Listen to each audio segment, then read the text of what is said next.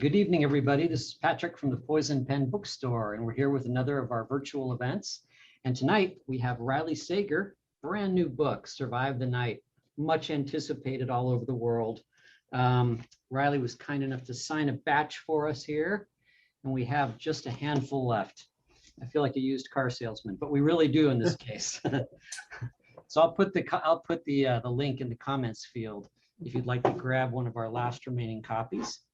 And also May Cobb is joining the discussion tonight. She's going to be talking to Riley and Barbara. And we did a virtual event with May, what was it, maybe a month ago? May. Yeah. Yes. May and May, okay. May and May, right.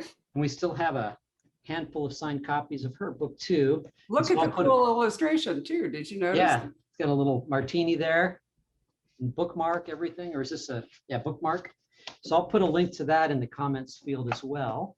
And so if you have questions for Riley or May or Barbara, go ahead and put them in, and I'll be reappearing about a half hour, 45 minutes into the show. So Barbara, let me hand it over to you. Thank you very much, Patrick. It's so much fun. Patrick vanishes and then we summon him back up again. It's like, magic. I love it. So let me also mention, if Riley disappears, he's in a thunderstorm area, but don't panic because he will come back on his phone. We've already had that discussion. And here in Scottsdale, we put a generator in our house because it was really shaky for a while. So those of you who've had some unfortunate Zoom experiences, you are not alone. Anyway, Survive the Night. Great cover, Riley. How do you, it's electric and lots of colors. Did you have any input into this design? Not necessarily. I said, I think maybe I'd like this. And then they kind of made it their own, and I saw it. I'm like, yeah, that's absolutely perfect. And it really pops, doesn't it? Like the colors, the orange and the blue is just a great color combo. I love it. Well, it does. And the headlights are, significant, as we will discuss as you and May get into this. But I do think in a book like this, a sort of abstract cover is a really good idea. So Riley, for those of you who don't know him, this is his fifth thriller. Try it again. This is his fifth thriller under the name Riley Sager, which is a pseudonym. So that makes him cool and mysterious, right? And now you all want to know who he is, and we're not going to much more cool and mysterious than I really am in real life. Yeah. It's the author persona. It's like donning a cloak of invisibility, but the other way around. Mm-hmm. This is yeah. It's my stage name where all the magic happens, and then I go back to being Clark Kent. I love it. Right. Anyway, his first novel, Final Girls, was a big bestseller and won the ITW Thriller Award for Best Hardcover Novel. His other books, The Last Time I Lied, Lock Every Door, Home Before Dark, which received the Crimson Scribe Award. What's that? Suspense Magazine named it the best book of 2020, which was crazy. Yeah.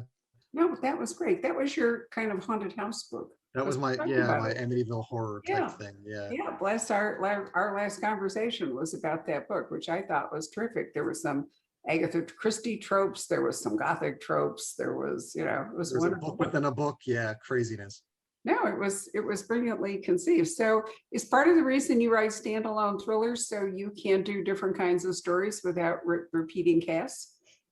That is definitely part of it. I really like each book is like a new project and a new discovery and a new thing to build, and that's really fun for me.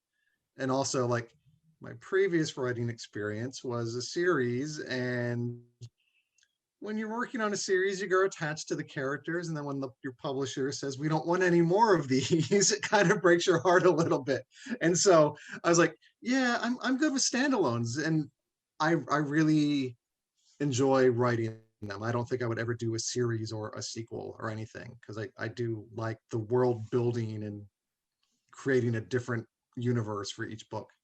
Well, that's exhausting in lots of ways, but stimulating. So good for you. I mean, every author has a different toolbox. So May, your book, The Honey Wives, do you agree with Riley that going to standalones and complete stories and new casts is the way you want to operate? I think so. I really do like to get in, create it, and then get out. I don't really feel called to write series, although I do enjoy them. But for me, I really do want to, make the world as, vibrant as it can be, and then step out. And a lot of people have asked if the Hunting Wives will have a sequel, and I don't see that at all. So yeah, I enjoy the standalones. Plus, everybody can die. I mean, Yeah. that's a disadvantage in the series is you're pretty sure there'll be one survivor, but everybody's in jeopardy. So Riley, you clearly are a big fan of May because you blurbed her book and May is a big fan of you. So why don't I just butt out here and let May take over and chat with you? Excellent. Thanks. Yeah, and don't butt out. Please feel free to butt back in anytime. But yes, Yes. I've been a massive fan of Riley's ever since Final Girls, and we were lucky enough. No, he wasn't lucky enough. I was lucky enough to be on a panel with him back in 2018 up in Connecticut, and it was like a horror writing panel at the Westport Library, and that's how we first met and became friends. And he was just so generous and gracious to this very new indie author that didn't have much of a clue. And you were so humble, Riley, and also so very encouraging. So thank you. So yes, I'm just a huge fan. And I honestly, I mean, standalones, I think it is challenging to keep coming up with something that's equally, if not better than your last book. And what is your secret? Like, cause you've done that, I mean, I love them all equally. Like I would love all my children, but this one knocked me out. I mean, I really did have trouble reading and focusing during the pandemic, but it was like one sitting, flew through it, had to know tell us your secret right now. I wish I knew, because then I would like teach courses or something and then, never have to write books. I could just be like, here's how you write these books. No, I really, I don't know. It's really just, I get an idea and then I just think about the idea and explore the possibilities, and then I write the idea. And it sounds so simplistic, but it's really like, that's it. Now, in the case of Survive the Night, there was a bit of not a strategy per se, but like my previous book, Home Before Dark, it just was so complex and so difficult to finish and revise and get right, that I was just in a state of exhaustion after it. But, when you are contractually obliged to do another book for the very next year, like you don't have time to like really take a break. And so I was like, okay, I need an idea that is like the complete opposite of Home Before Dark's complexity. I want something that is narratively simple. Like it can be emotionally complex and complex with the characters, but just the basic plot has got to be bare bones. And to me, the idea of two people in a car speeding down a highway at night and one of them suspects the other of being a serial killer is about as basic and simple and bare bones as you can possibly get. And so I explored this idea with like the intention of just going in a completely different direction than Home Before Dark. That's so interesting because it's the way you're describing it sounds like you went in what you're calling maybe a simpler direction, but I feel like it's such a hard thing to pull off because you don't have all these external things that you can draw on, so it is about the character building and you made it so unbearably tense in that car. It was like, and don't get me started on the diner scene because that was so tense. But yeah, I'm really in awe because I think I shared with you that when I got to the end, I actually cried because I was that emotionally invested in the character Charlie, which doesn't usually happen in thrillers. I don't usually cry when I read crime fiction. But wow, you did such a great character arc for her. It was so beautiful. And I know that you've spoken some about how Charlie is the most like you from all the Yes. characters you've written. That's true? Like not just because she was a film studies major like you, but are there other reasons?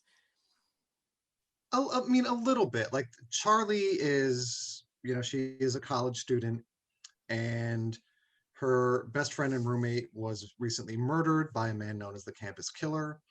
And Charlie is just grief-stricken and guilt-ridden, and she is just an emotional and psychological wreck. And so she's like, I need to leave campus and I need to leave like right now.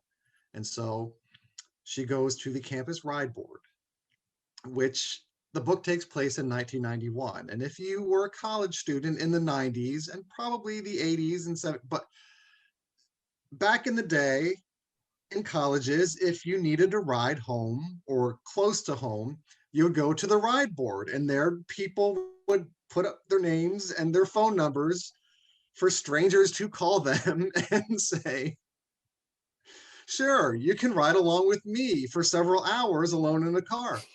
And people did this all the time and didn't think twice about it. And so at the ride board, Charlie meets a fellow student named Josh, and he's going in the same direction she is. And so they agree to share the ride from college in New Jersey to Ohio.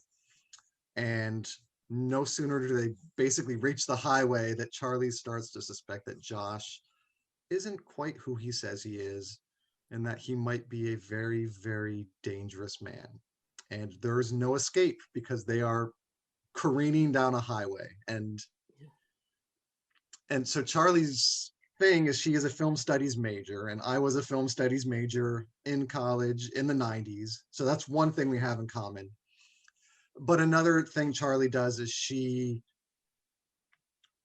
immerses herself in movies. Like when she's sad, when she's upset, when she's stressed, which is for her always now, she just retreats into cinema. And so she just loses herself in movies.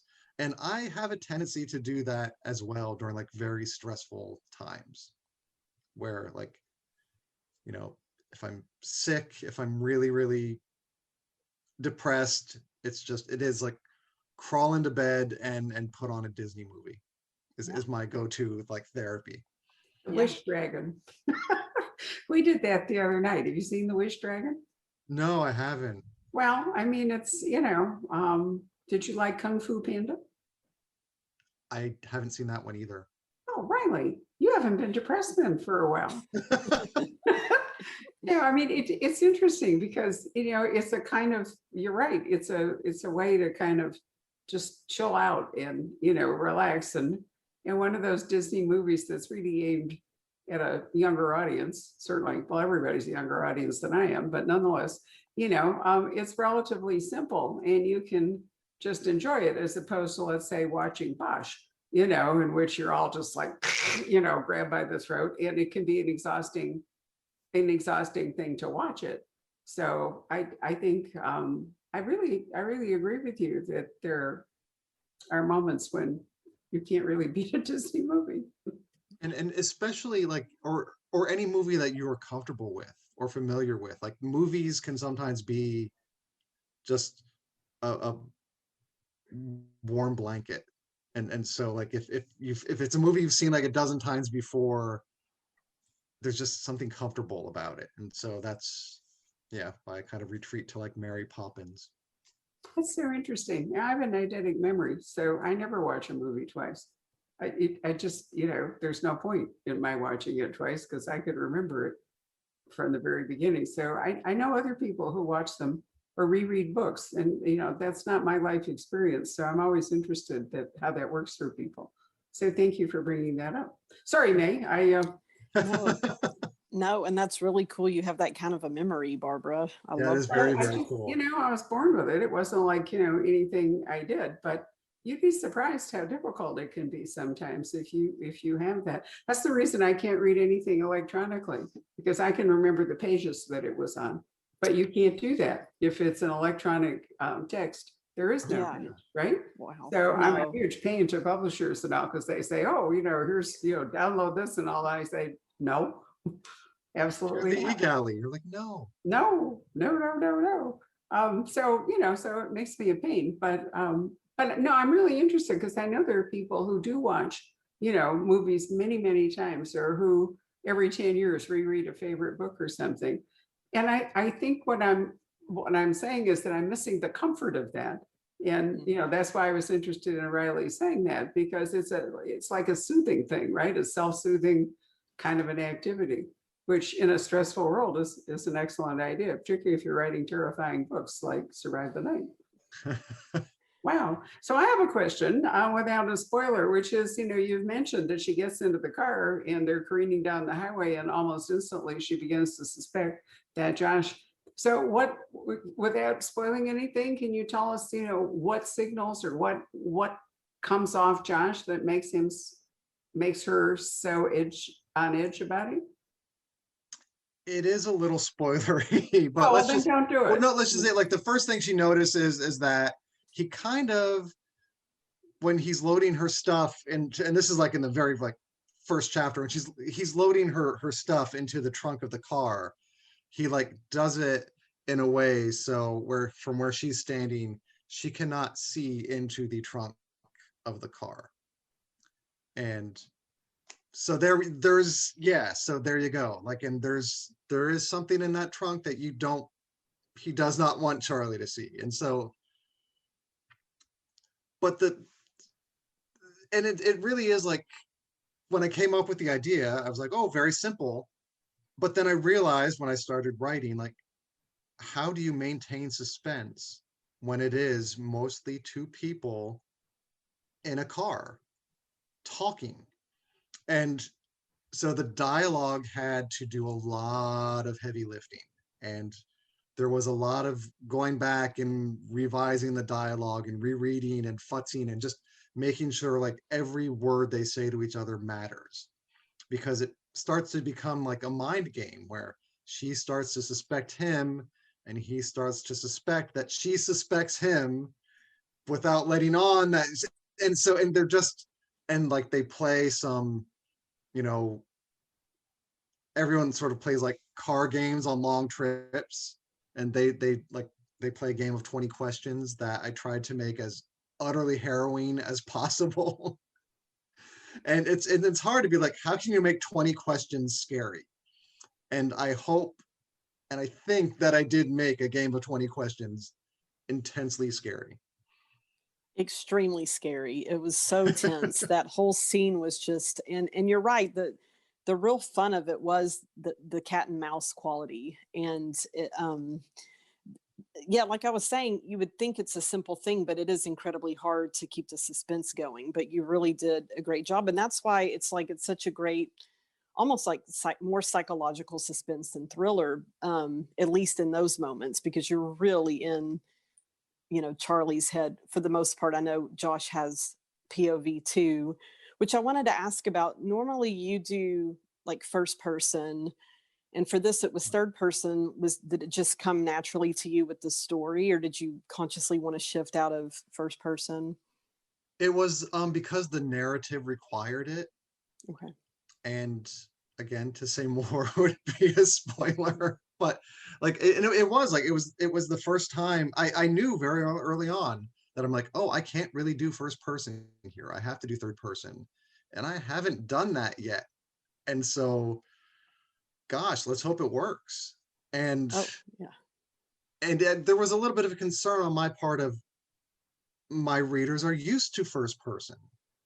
And I was thinking like, oh, are they going to be thrown for a loop a little bit by this? And, I think maybe some of them are at first when you start reading it and they're like, oh, this is not quite what I expected. And that was another concerted effort to give them something that they might not be expecting from me. Like I wanted to try something just a little bit different and a little bit new. Yeah. No, And I think that's the it's same goes great. with like the narrative. Like all of my other previous books had like this dual timeline thing going on, some more than others, but there was always like some chapters in the past and some chapters in the present, and sometimes like it collides and things like that. And I wanted to not do that at all. And so like Survive the Night is almost like a real-time thriller. Mm-hmm. Like I forget the exact amount of time that takes place in the book. I think it's 6 hours, maybe 5, something like that. And that's kind of about as long as it will take someone to read the book, is like about 6 hours. And so I wanted it to feel like they were in the front seat with Charlie, riding along with her in real time. It very much felt like that, which kept it so suspenseful. And again, I didn't think about whether it's going to be hard or not when I thought of it. And it wasn't until I'm writing it where I'm like, okay, I would even go so far as being like, okay, let's sort of read this and time it out and see if maybe I'm taking too long or too. So it was like a lot of messing with to keep getting the timing just right to sort of keep that momentum. And I love how you don't have chapters, but it's like almost like screenplay direction, like interior car at night, exterior diner. I thought that was so clever That was and almost the perfect for title this. that Oh, I yeah? was thinking of, Interior Car Night. Awesome. And I got away from it because an author named Charles Yu came out with an amazing book called Interior Chinatown. Oh, okay. That won the National Book Award, I believe. And so I was like, yeah, that just seems, they're not anything alike at all. But then I was like, maybe that's not the best idea to try to title it Interior Car Night. And also my editor probably would say, we need a different title. No, that's really smart, but I like that title, but I love Survive the Night. That's such a great title too. Don't you think, Barbara? I do. There's an urgency in it. You know, survive the night implies that, you know, maybe you won't. So it's, well, it does, you know, so I mean, it's scary right up front. You know, I was thinking, I'm trying to remember who I was talking to the other day, but it was a book set back in maybe the 1950s, in which the author informed me, somewhat to my surprise, that it was perfectly normal for young women to hitchhike in order to go anywhere. Maybe it was set in Ireland. I think it was. Might have been Sarah Stewart Taylor. Anyway, you know, I wasn't encouraged to hitchhike when I was a young girl, certainly. And so I was really interested that she said that. But Riley, when you were talking about the campus message board, you know, it's almost like hitchhiking, but there's a certain security or something. I mean, you know, this is not just a random person on the road, some trucker who's, you know, pulling up and you don't know.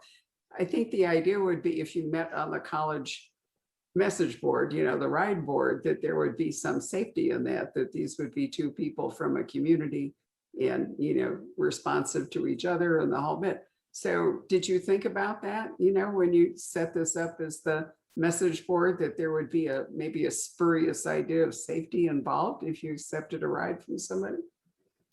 Yeah, I mean, well, Charlie is a very complicated character, and she has a very good reason for wanting to leave as fast as she does, and I do explore that later. But there is like sort of a trust issue where, I mean, you know, he's at the ride board and Yeah. he's wearing you know, a university sweatshirt, and so of course he's a student, and he might look a little bit older than the average student, but there are grad students there, and so she doesn't think like, this is a dangerous man I'm about to agree to get in the car with. So there is a bit of,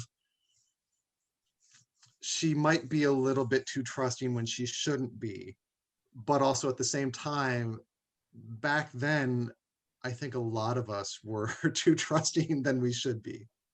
Well, but it was a mechanism set up. And I look at, Don't you think it must have been approved by the college? I mean, you know, they probably wouldn't have oh, it tolerated is. Oh, it's all, yeah, it's basically college sanctioned hitchhiking kind of, yeah. Like I That's right. Yeah, and exactly. there was the ride board was massive. And like at all times of the year, there was just, and especially like near the holidays or the end of the semester, it was just plastered with people like, please, I need a ride to, you know, Albany or someplace like that. And you did hear, like, when I say horror stories, not like the kind of things I write, but like a friend of mine, you know, she got a ride on the ride board with like 3 strangers, and on the highway there was an accident and the highway was shut down, and she was in this car with basically strangers, like overnight, just sitting on the highway.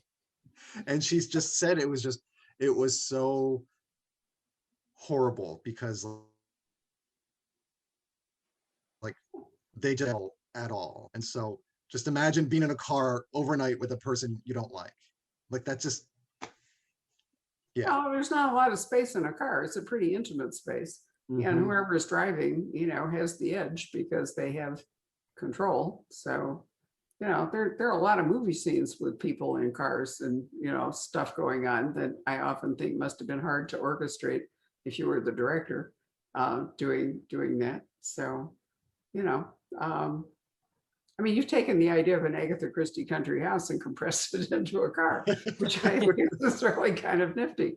I mean, that's a sort of, it's almost a locked room. And it's not a locked room in the sense that you don't know how people got in and out or how the murderer accomplished the crime and left the room locked or anything. So I don't think locked room is a fair description. I think people use that inappropriately, that Right. term. But it's definitely a contained environment. The other thing that's It's a cool about it confined is space, that, definitely, yeah. thrillers really have momentum. I mean, classic mysteries, private investigator stories and so forth often stay in a relatively single environment, or maybe you might go from San Francisco down to Palo Alto or something. But a thriller, they always move along a landscape, and they can be international, they can do all. So when you put them in a car and send them out, I mean, that's a great thriller structure, don't you think, Meg? Yes, absolutely. And I think it's so fresh too. I can't think of one that's been done like that recently or maybe ever, except for maybe like the film noir stuff that the book pays such nice, homage to. And I like how you said that it's like a film noir Little Red Riding Hood.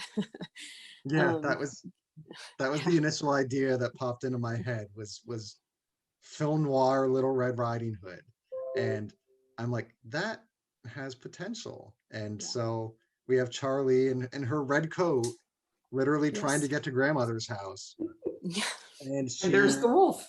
she gets a ride with the big bad wolf. Yeah. And I also like, uh, so I mean, of course, because it's one of your novels, there's a lot of twist, but there's a certain twist in the middle that I audibly gasped when I read. And I know you know what I'm talking about, I Riley. do. Did you know that in the beginning when you started writing, or did that come to you as you were writing? No, I knew, like, when I first had the idea of, like, okay, girl in car with killer, I was like, where do you go from here? Because it just, you it it's hard to maintain like the momentum that like Barbara was talking about. And so I knew I needed to know where the stops were going to be along the way, kind of. And Hmm. I definitely knew I needed to figure out where we're going to end up, how we were going to get there, what route we were going to take. That I sort of left to chance and discovery and the writing. Like normally, as we talked when you and I talked when your book came out and we did it, I normally am a huge outliner, Yeah. and I've been getting away from that ever so surely. And with this one, I just felt like if I outlined it all too much, it would just feel flat and not have like the spontaneity that I wanted. And so yeah, there was really no outlining, but I knew the steps along the way, including the twist you're referring to, Hmm. sort of Hmm. near the midway point. Yeah. That twist, I mean, I still think about it. I did not I did not see that coming.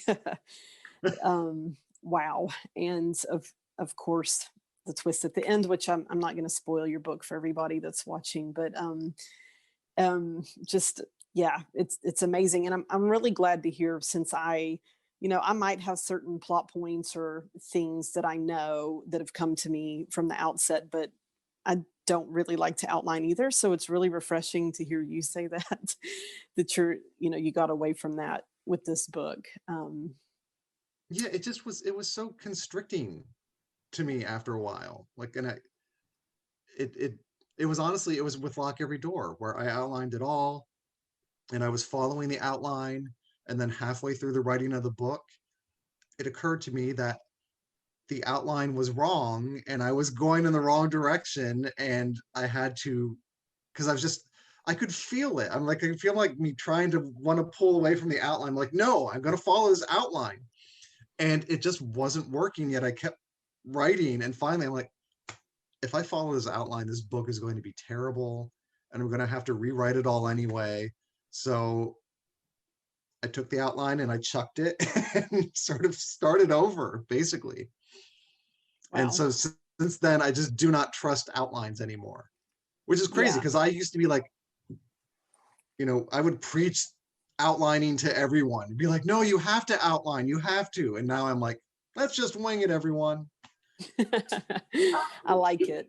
Is What it do you think? easier? Well, I was going to say, let's remember that you had written other books before you took off on this Riley Sager venture.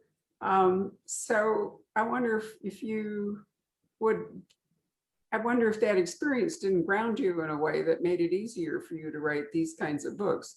I mean, surely just finishing one book is a huge asset for an author, just to know that you actually got all the way through a book, even if it needs revision, even if it wasn't successful. That doesn't really matter. It was completing the project, that really counts. So do you find that, I mean, when you decided to be Riley Sager and do this other sort of book, at least you had grounded yourself in a great many things that probably, made this an easier journey for you. Yeah, I had my habits already in place. And like, I think that those writing habits I used were good for those other books when I was writing under my real name. And it's taken me a while to kind of figure out, like, okay, what do the Riley Sager books, what habits are needed to write those? And that it's evolved. And I've like, things that worked for me back then might not work as well for me now. Well, exactly. I mean, it's what should you chuck, so to speak, in Yeah. order to, I mean, it's sort of like the butterfly, from the chrysalis. It's a really interesting idea. I wonder, if changing names and changing persona isn't a really interesting thing for a writer to do, in the sense that you can keep some of your skill set, but you can really reinvent yourself when it would be harder. I mean, this comes up all the time. I mean, there's hardly a day that goes by that an author doesn't say to me, should I change my name? Or, I want to write this, should I undertake it under another name and all? And, there's really no pat answer to that question. So much of it depends on the personality of the author or the history they have or what they want to write. And, for some people, like, let's take Ruth Rendell, for example. She, wrote a particular kind of book. I mean, she wrote Wexfords and then she wrote some great standalones. But when she wanted to go off in a completely different way, she took up the name Barbara Fine. And it wasn't to hide the fact that she was Ruth Rendell. It was to brand these other books in a way that her Rendell audience would have an alert that it was going to be a different reading experience, right? Yeah, Elizabeth Peters wrote very different books as Barbara Michaels, for example. So those are authors who, wanted to separate different kinds of works and go on. But other authors are either trying to escape a failed past, or or they think that the audience, well, no, there was nothing personal there. Or, or sometimes publishers push you, if your sales were so dismal that if they publish you a new thing under your old name and anybody looks up your sale. See, that to me is such a weird thing. As an independent bookstore, I never care what a person's track record is. It wouldn't even occur to me to look up and see, okay, May, you wrote a first book Before the Honey West with a small publisher. And it wouldn't occur to me to go and say, okay, she sold like 13 copies. Well, I don't even know how it went, but let's say it was an unsuccessful book instead of a successful book. I wouldn't care. But if you're operating in a Barnes and Noble or some other universe, where buyers go and say, well, what's the track record for this person? And so that could really kill you in a new project if your old track record was a bad one. But that's not part of my world. So, you know, I'd be perfectly happy if you would continue to write these books under your old name. But I can certainly see why it would be a wise idea to change your name if you wanted to, you know, have a different kind of a thing. I mean, that Lisa Unger went through that. I don't know if you know that, but she wrote, it's a really funny story. I hope she won't mind my telling it, but she wrote two or three, can't remember which, three books, and they were relatively small books, and St. Martin's published them. And I'm trying to remember if they were set in Santa Fe or something like that. And then one day, after, I mean, and we'd met her, she came to the store and the whole bit. And then one day, out of the blue, came a book by this new author, brand new author, Lisa Unger, totally different book. And I bought it for our first mystery club because it was a new author and a totally different book and a really good book, and I liked it. And then they put her picture on the jacket. Patrick said to me, Barbara, we've just released 100 books into the wild. and guess what? You know, it's really so-and-so. And so I felt compelled to do a recall, or at least to tell the people in our club, you know, that we had made an honest mistake. And it was a great book, because it was, but they were welcome to return it because they were there for real first mysteries, and this was not. I got this savage letter from her editor, you know, saying, how could you do that? And, you know, blah, blah, blah, blah. And I said, well, why did you change your name? And then I didn't say, why'd you put her cover on the jacket? I mean, her picture on the jacket, which was the really dumb part. And she said, well, we felt she deserved a new start. So that's kind of my point. Lisa's an amazing writer. And, you know, I don't know, I can't even remember what that early name was, but that was sort of the first time I ran into a situation where it was difficult as a bookseller, you know, the position that we ended up in. And all the media reviewed it. I mean, all the, you know, Publishers Weekly, everybody reviewed it as a debut novel. So, you know, there we all were. And I thought it's an interesting ethical problem. See, I like it better when they say right on this book, here, this is a pseudonym. And I don't care what your original name was, but it does mean, you know, that I'm not going to fall into that situation where I think, oh, look, here's, you know, Riley in his very first book. And then I'm going to have to call them all back because we still have that first mystery club. So, you know, there's a lot of considerations into this whole deal. It really is a complicated question for a store like mine, but it's not a complicated question. Barnes & Noble doesn't care. Yeah, and there's a lot of, like, I got a lot of criticism when Final Girls came out about the pen name. Oh, tons. Yeah. Oh, well, I don't think that's fair at all, as long as nobody lied and said, you know, that you were a debut author. No, we did not do that. And that was one thing that, you know, it was, thank God we didn't do that because it would have been a lie. And so, yeah, like, I was very pleased when, you know, I won the ITW Thriller Award. It wasn't, you know, best first novel. right. It was best hardcover novel. Because I think, like, had I been nominated For best first novel, it would have been dishonest. Yeah, I would have been like, it's not. And I, thank you, no, I don't want to be. So, but it's all about business, and it's all about branding. Sure. And it's you know, luckily now, like, I think like the whole name thing, no one cares. At least in my situation, no one cares anymore, because they know it's like my real name is on the copyright page of all my books. I know, you can look it up. You know, yeah, I'll tell you my favorite story, and then I'll shut up and let May continue. But this came up, I've always remembered it. It was a truly great moment. I've said this before, so people watching this probably know, oh God, she's going to tell this story again. But there was an author who made a whole career out of basically writing under other names. And this particular author wrote Coffee, Tea, and Me, which was a huge bestseller. A, he was a guy, and B, it was a pen name. And it was so successful that he went on and wrote 6 more books following Coffee, Tea, or Me. So we did an event with him. It was a him. And I was baffled by the fact that a great many people who came into the room were wearing old Pan American uniforms, stewardess uniforms. And I thought, what the hell? Because we were there over a mystery, a Jessica Fletcher mystery. And I thought, why are all these people showing up in airline costumes? It didn't make any sense. And so it came out that he had written these books. But the part I loved, and the reason I brought this up, was that although he wrote them all under a pseudonym, he dedicated every single one of them to himself. It's his real name, which I thought was just so fabulous. and nobody apparently ever noticed. You know, so there's a lot of, you can really have a lot of fun with these things if you pay attention. But that's my personal favorite story of how that worked out.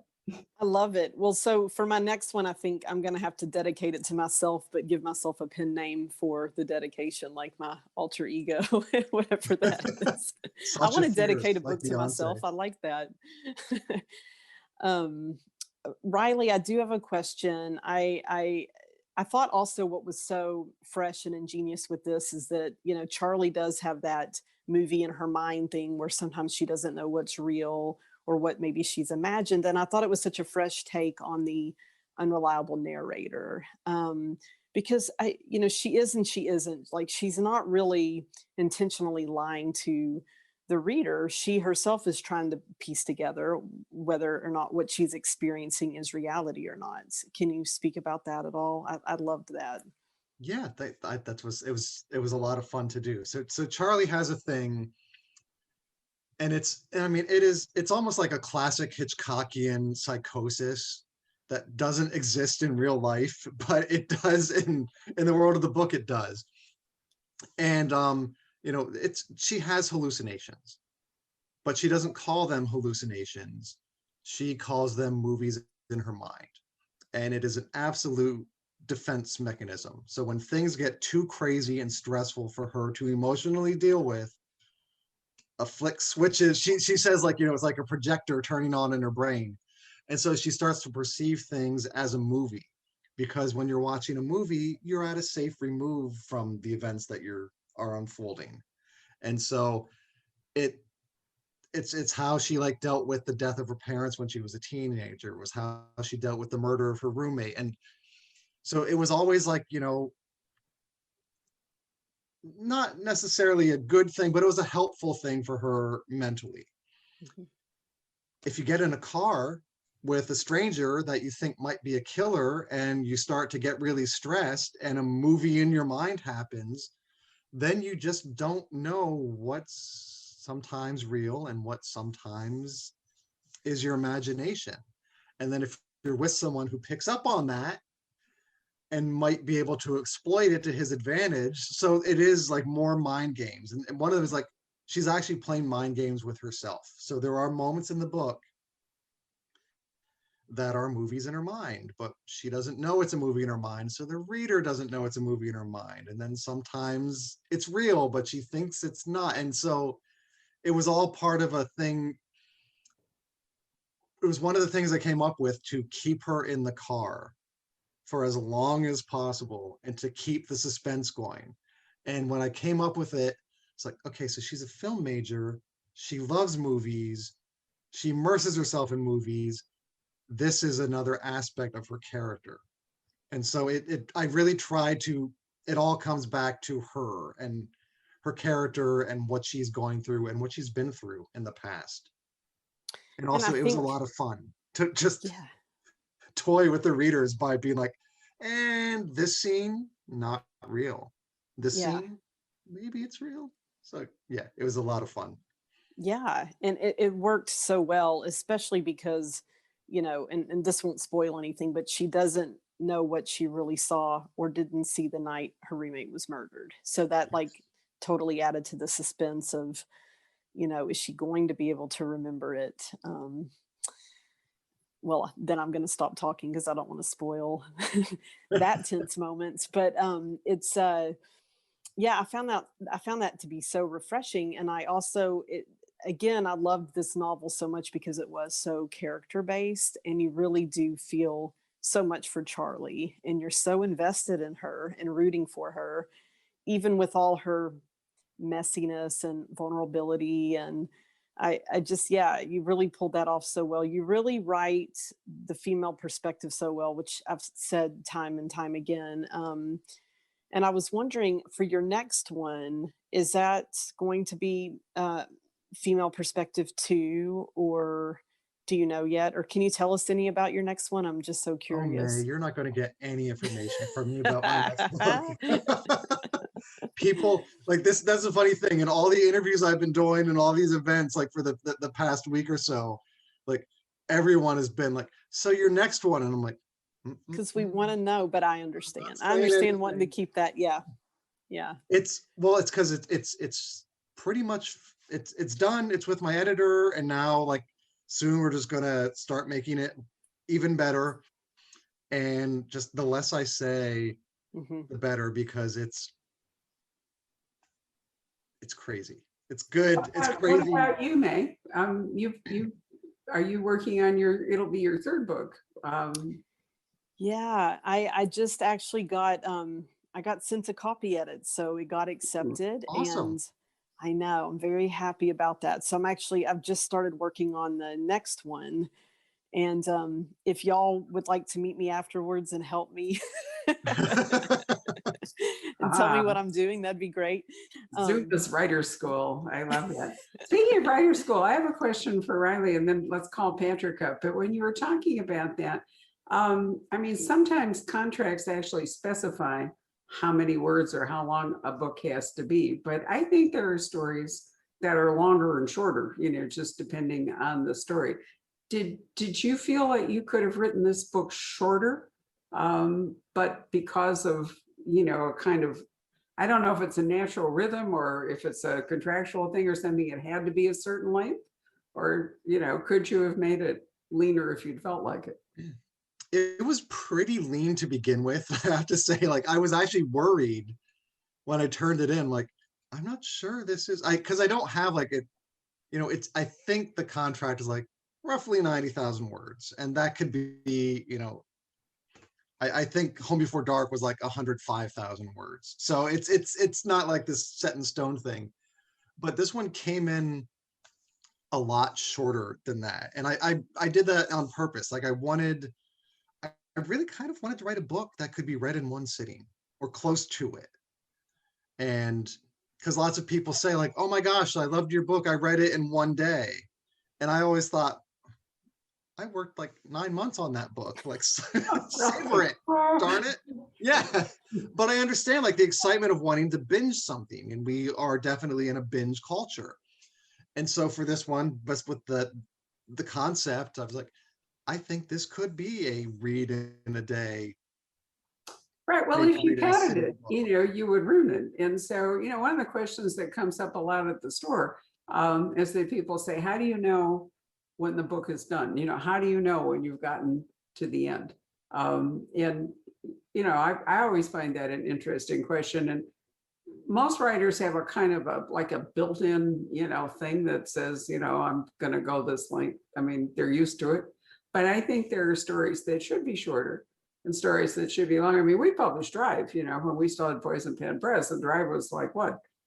Patrick, remind me. Patrick, come and join us. How long was Drive? It was 35,000 words. How long was it? Do you remember? It was short. It was shortish. I don't know about words, but it was about 100 and what, 25, 35 pages. Well, it was definitely under 50,000 words. And in fact, it had been turned down in New York because it wasn't, quote, a book. But my husband, who's the publisher of Poison Pen Press, absolutely loved it and felt like one more word would be one word too many, for this particular book. And I always loved Marilyn Stasio's review in the New York Times because that was her review. It was really short. It said, James Salas has written a perfect book. And that was the whole review. So it was great. So that's an extreme example, of how a story could be truly short, but truly wonderful.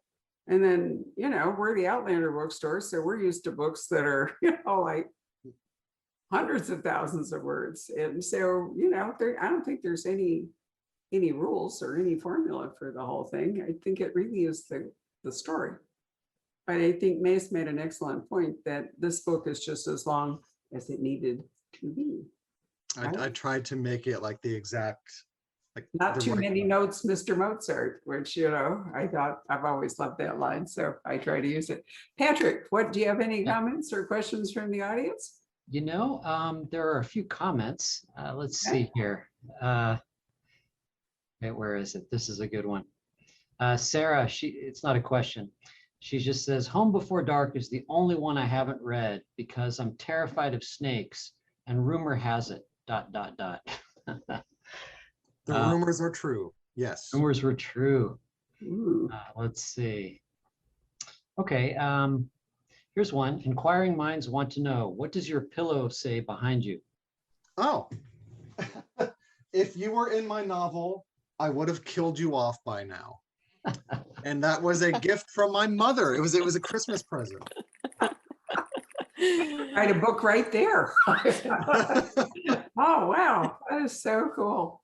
Yeah, One of the things that's fun about Zoom is room decorations. I mean, it's really fun to sort of tour people's setting for, we're in the kitchen, we're in the office. Karen Slaughter's done a wonderful job, don't you think, Patrick, of kind of expanding her office behind her as we've zoomed along. Her office there's has a taken on voyeuristic more quality to all dimensions. this. Huh? So there's a voyeuristic quality to all this Zooming. There Well, really is. Yeah. it's more personal. It's more intimate. I mean, the bookstore is always the same, roughly. So I do think that seeing authors in their, native habitat is a really nice thing for readers. It's an Yeah, this is opportunity to bond with them the more. room I write in. This is the room I write in, so it feels it? appropriate to be like, yeah, I write in that chair. At that coffee table is my desk. So Oh my God, you're bending over your laptop? You're going to wind up. no, I keep the laptop and I'm terrible. Like the laptop is in my lap literally as I'm typing, and there probably is some hunching going on. Yeah, I'm gonna need a chiropractor in about like 2 years. You're right. You're going to have that S-shaped back and shoulder. Where do you write, May? Just right here, this is like a corner of my bedroom. It's very simple. It's a tiny desk, and I've got like a Legend of Zelda sign up here that my best friend gave me. And then my bookcase, which has got all of Riley's books back up there. I don't know if you can see. That's very nice. Yeah. So I used to have an office, but I found that it kind of intimidated me. So I don't really feel like I'm writing if I'm just in the corner of my room and it's not as much pressure. But that's just a trick I play on myself because, yes, of course, it's a lot of pressure. So, yeah. But are we going to get back to in store soon? And will you continue the Zoom like even after that? Do you think? We're gonna do both. For example, the other day I got a call and I was asked if we would like to debut Lord Jeffrey Archer. So I thought, sure. And then I realized that, I mean, why not, right? I mean, besides, he's as old as I am, so neither one of us may have a lot more time left. But, there was that chance that he was ever going to come to Scottsdale, So yeah, we're actually doing our first live event since COVID on Tuesday. Ooh, And we have 2 booked in August, and then we have a number. I'm leaving here to take Craig Johnson and his wife out to dinner. He's here in Scottsdale doing something, and Craig is going to be live on September 21st at the store. And Dirk Hussler will be live at the store in November. But that's all depending on whether the variants force us all back into, lockdown, so to speak. I don't think that we can be confident that we can do all this stuff in the fall.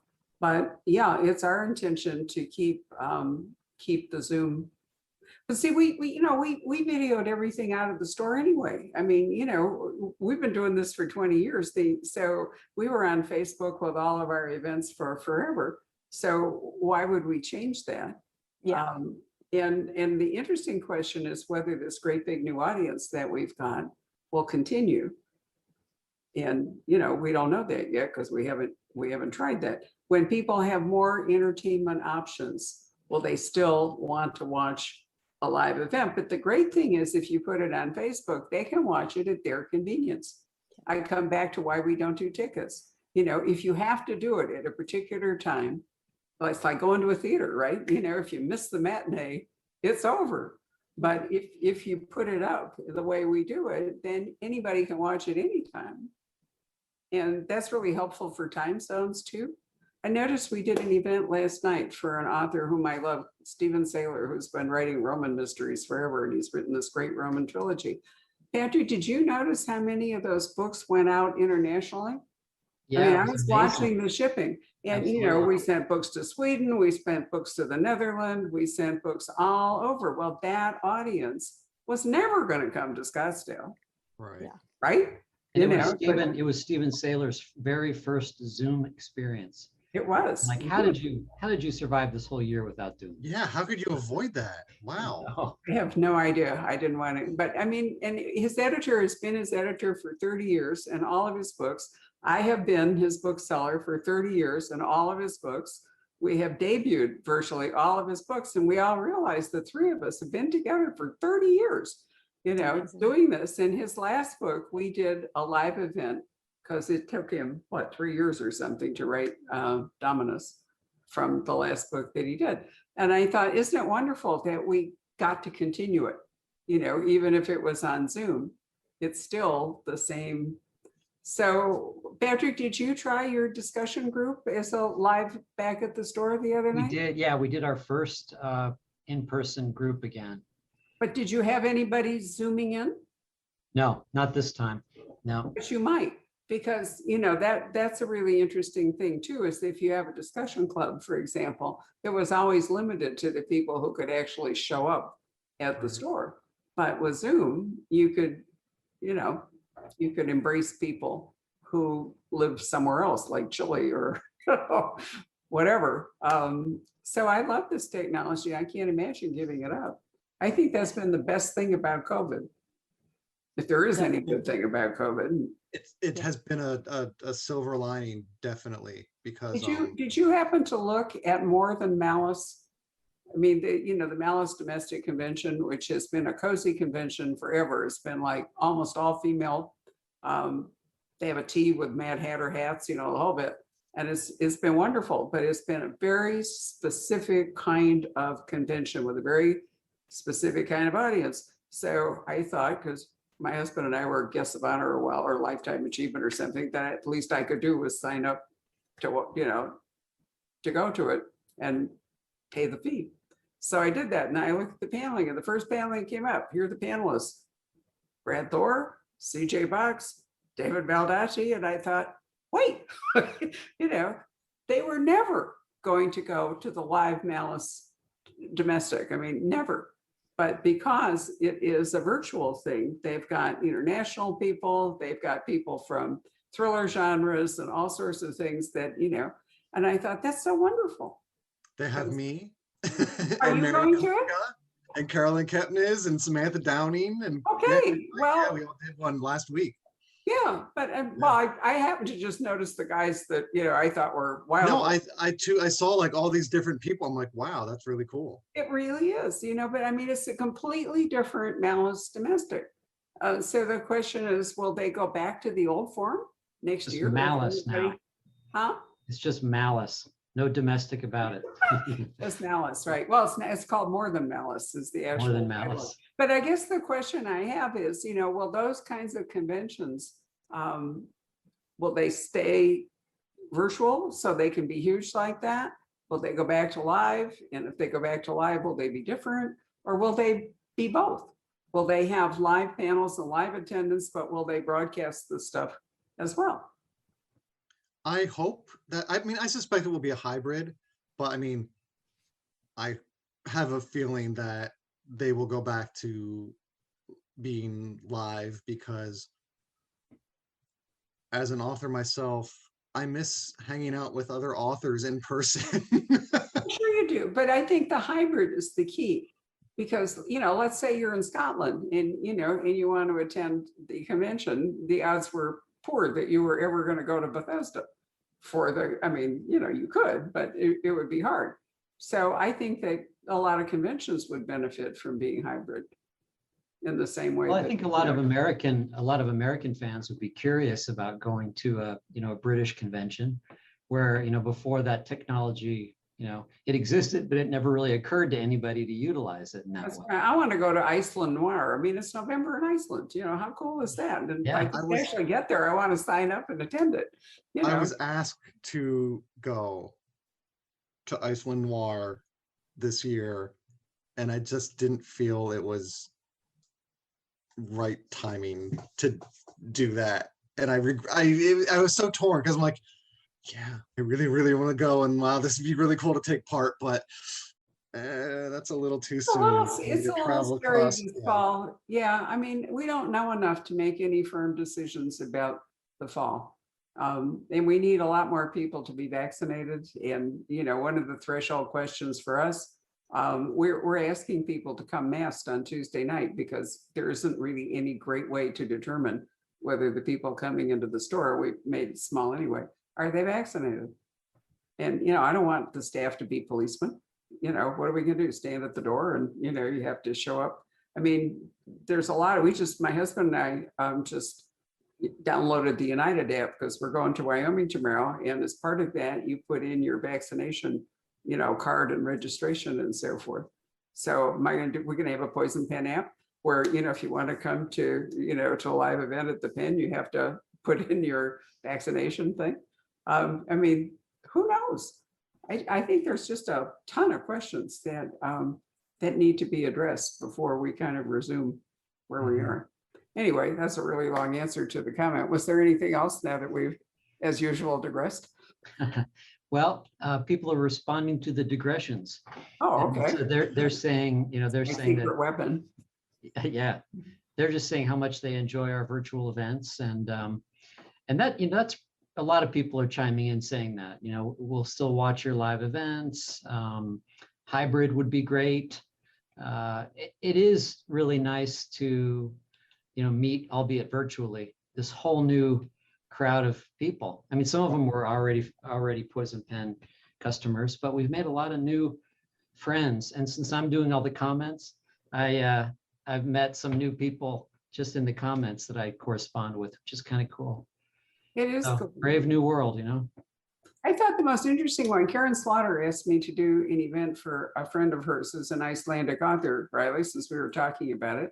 And so I said, sure, because it was Karen and, I like the other author. And so we did the event, and Pedro, I'm trying to remember, we had like 1,000 views and something like 90 of them were in the United States. Was that the male author? No, it was Ursula Sigurdsdottir. Our daughter. Yeah, but I mean, and a huge number of them were in Scotland. I mean, it was really, the data on it was absolutely fascinating, that essentially it was. And then we did a thing for Brad Thor, and it's something you might want to consider, Riley.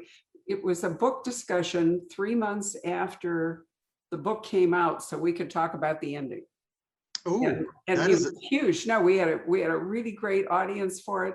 We just did one for Brad Taylor too, and that was a lot of fun. It was small, but anyway, there was some guy in New Zealand who was worried he couldn't stay awake, so he emailed his questions to Patrick. And we had people from all over the world. There was a guy from Bulgaria, and so you can't do that, in a live thing. And that was a really great.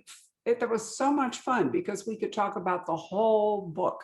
And that is so much fun to, like, that's something that, and May can probably agree with me here, like, we don't get to do that. Like, occasionally, like, I did, a lot of podcast interviews over the past week, and, one of them said, I have a question about something, but it's a spoiler. And so when the interview was done, and I was like, okay, now do you really want, like, when I'm no longer recording, I was like, okay, here's about the ending and why this happened and what was going on here. And it was just like so much fun to just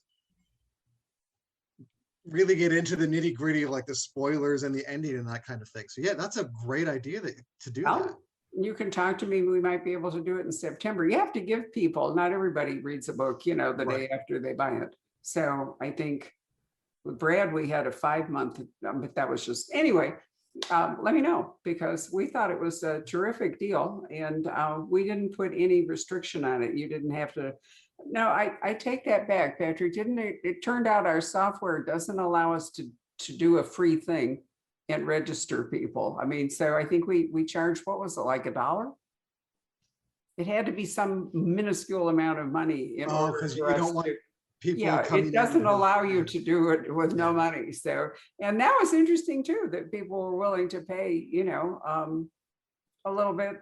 Another interesting thing that we found out was that by doing it as, there's the webinar versus the meeting Yeah, format, and people seem to be much shyer if they were up on the screen themselves with the author than if it was, like just Barbara and Riley, or, May and that's Riley. true, because it was just Brad and me, and then they were all invisible, but they Well, were. and then they were typing in their questions as fast as they could go, but when they're on the screen, they just froze.